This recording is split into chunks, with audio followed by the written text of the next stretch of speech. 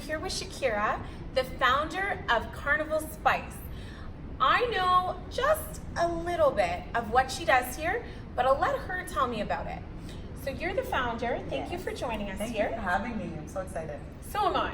Yes. Tell us a little bit about what you do here. For sure. So Carnival Spice, we are a fitness and entertainment company.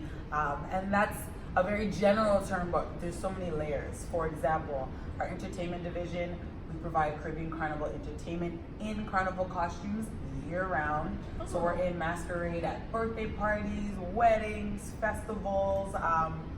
Just this Saturday, we actually had a wedding for a West African bride and a Caribbean groom, and we were able to bring that Caribbean Carnival vibe to their fusion wedding. And then our fitness division, it's 3 layers of classes. We have Caribbean Dance Fitness, which is more of a Caribbean dance cardio. Okay. We have Tone and Ting, which focuses more on strength conditioning. And we have Carnival Choreography, where you essentially learn the dance moves to one of the top soca songs out, pretty much. Sounds like fun. Yeah. And burning up a sweat. Oh, absolutely. Well, how the fitness division even started was just from years of the entertainment team performing and just sharing that carnival vibe with the community. A lot of people are asking, like, how do I learn those moves? How do I look like you all, but how do I capture the audiences like you? How do I learn the latest dances and the latest songs? So that was the birthing of our fitness division, where we can actually share the dance moves, share the music and the movement with actual clients or with the community members, with the children. We've done a lot of youth programs, and it's just a really great option because you get that same carnival energy, but in a fitness space. And of course, when you're jumping, waving, dancing, it gets very sweaty. So you burn a lot of calories, and you really, again, just exchange that energy with everyone in the room. Sounds like a lot of fun and something that you're super passionate about. Yeah. So congratulations finding your passion. Thank you. But what made you actually start this business? Whew, there's a lot of layers. Well, for one, I was a commercial, I was in the commercial dance industry for at least 12 years. And midpoint, I was having a lot of challenges finding space within the dance world to connect with other performers that look like me. From just going to auditions and not really seeing women of color in the space, like it was very challenging, very lonely. And that's when those opportunities came available. There wasn't many opportunities, right? So I saw that, locked it in my brain, thought I need to do something about this, but I didn't know what. Yeah. And then I've also been very involved in the carnival community in Toronto, which is very grand, producing Caravana, aka the Toronto Carnival Festival annually, welcoming millions of people to the city. There's a lot of production in that. So I was also very involved in the mask making, which is also called costumes. So the costume making, production, promotion for the festival, very active in that world. And then of course, the fitness part, I already shared how the connection to Carnival Spice and Fitness came about, but I have a background in occupational health and safety. So I work a lot with the body, I work a lot with just mental wellness, physical wellness.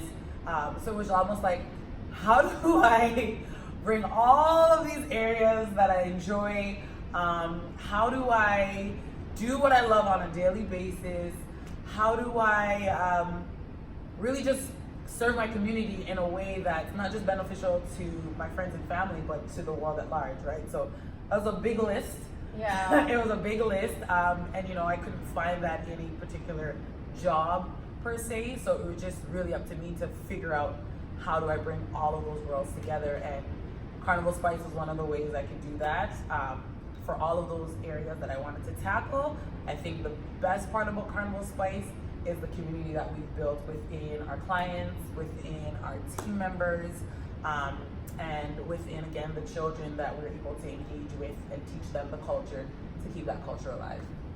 It seems like this company really embodies you. Like, it's like every aspect is me. It's something that I love, something that drives me, something that I'm passionate about. Thank you. In every aspect. Yeah. So I have a question. Okay.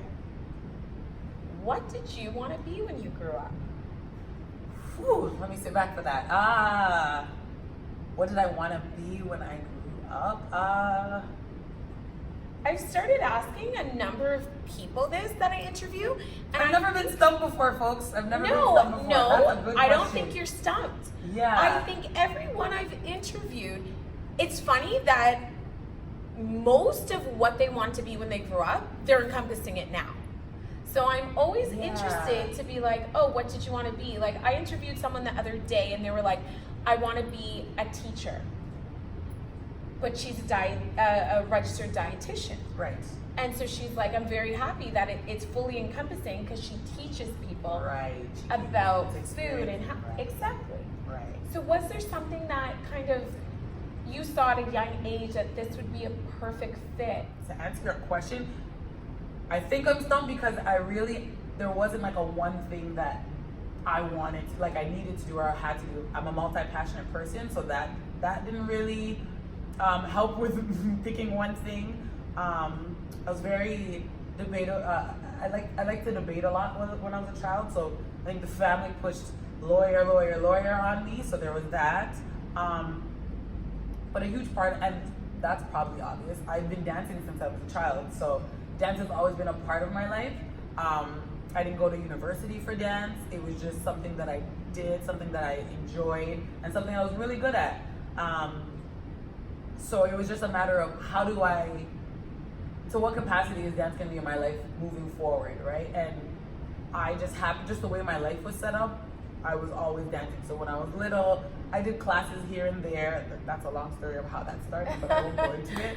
I did the classes here and there. I'm not classically trained, so one would say a street dancer. I was self-taught, and then eventually took classes as I got older. But in high school, I started a dance team and a cheerleading team. Good. In elementary school, we didn't have teams, so it was just grabbing a bunch of the girls and going class to class and doing a talent show.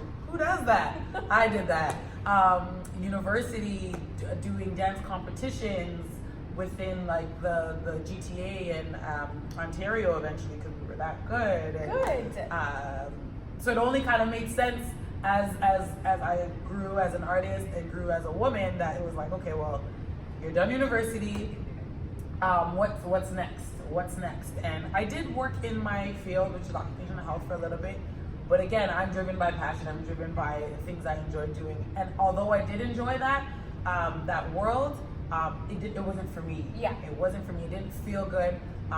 It didn't wake me up, and it didn't wake me up in the morning happy, right? And I believe, and I encourage everyone to go after that feeling because it would really just change the way your days are set up and your life is set up. So yeah, I just naturally transitioned into a dance career and managed to build it into a thriving business where I can now help support other dancers, especially dancers that look like me who, it can be discouraging when there's not a lot of opportunities, the dance world in itself is a little bit challenging too because it's an art form. So the world, sadly, diminishes its value to some degree, so having paid work is often a challenge for many dancers that are aspiring. So, just creating jobs, creating work that, really pay back the dancer for their talent, their great talent, their training, their passion, their time, their blood, energy, their blood, sweat, and tears, their injuries. Like, there's just so much that comes with a dance career, and not even dance career, just somebody that likes to dance recreationally. Like, there's just so many different layers. So I'm just happy to at least contribute some sort of positive element to our upcoming dancers. So I don't know whether you realize that you answered the question.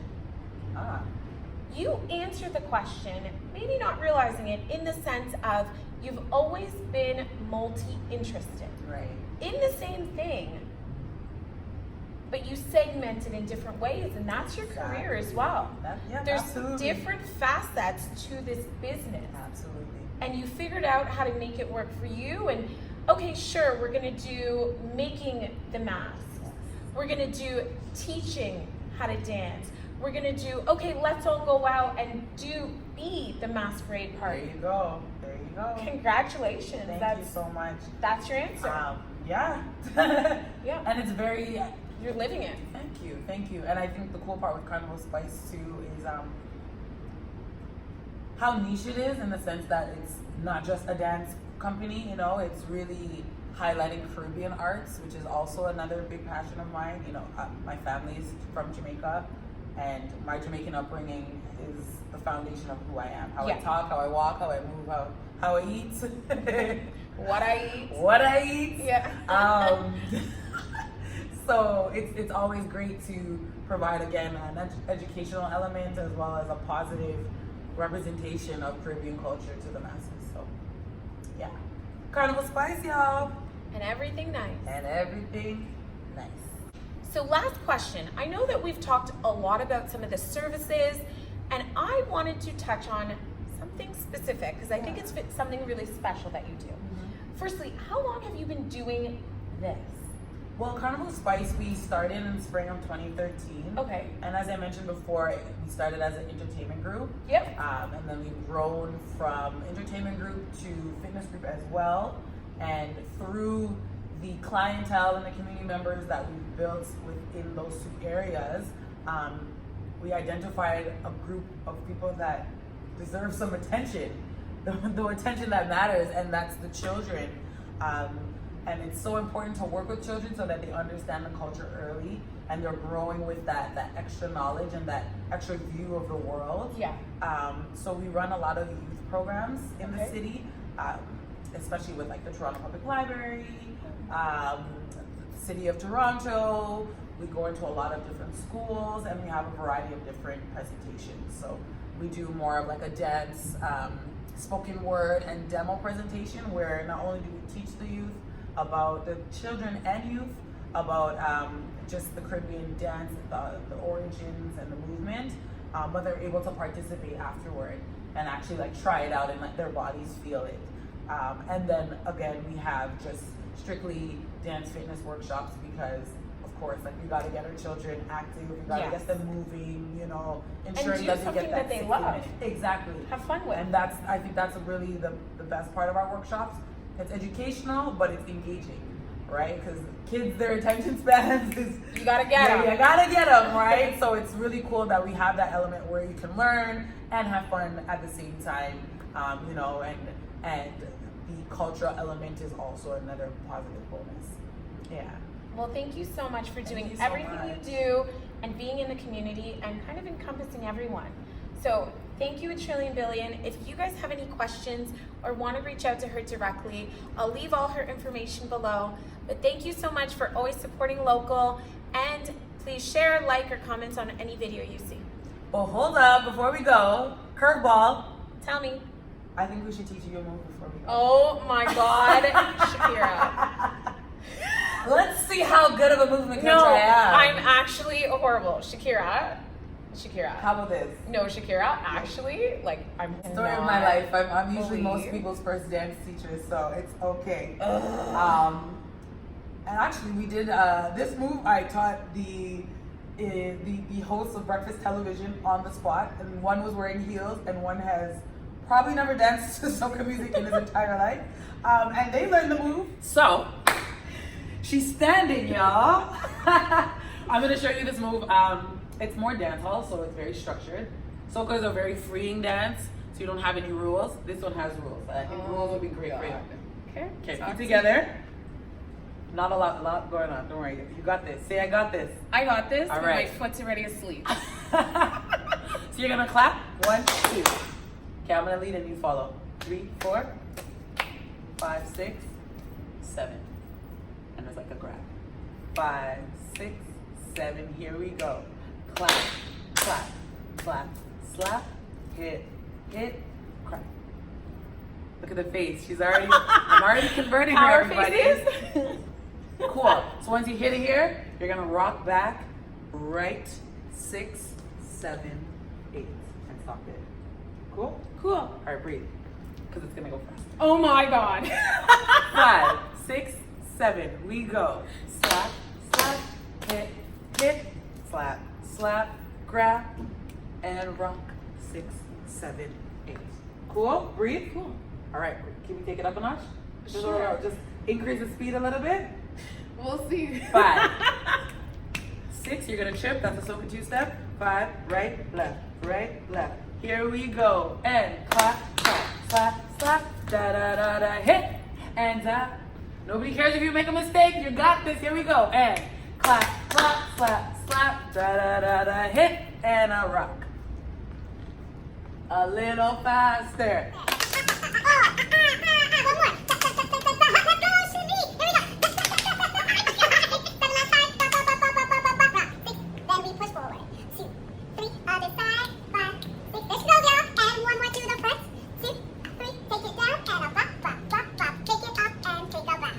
Oh my gosh, we got Chaunyce to dance, y'all. Chaunyce got Carnival Spice. Yeah. And everything nice. And everything nice. Thank you. Thank you. Have a good day, guys. Bye.